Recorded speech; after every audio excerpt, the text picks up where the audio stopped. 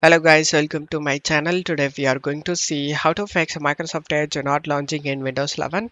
Method 1, you just need to go to search menu and type add or remove programs. Click on open it. Search Edge. Click on the three dot icon next to it and select modify and select yes and select the repair option.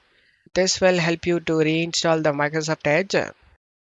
After the installation done, Microsoft Edge will automatically opens up. Check if the problem solved or not. If not, method 2, you just need to open up Chrome and search Revo uninstaller. Select the free download option next to this official site. Select the free download option first and select free download again and it will start downloading. After getting download and install it. After the installation done, open it and search Edge.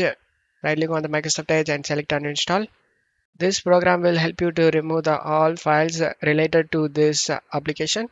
After that, just to close stuff here and open up Chrome and search Microsoft Edge download. Select the first official site.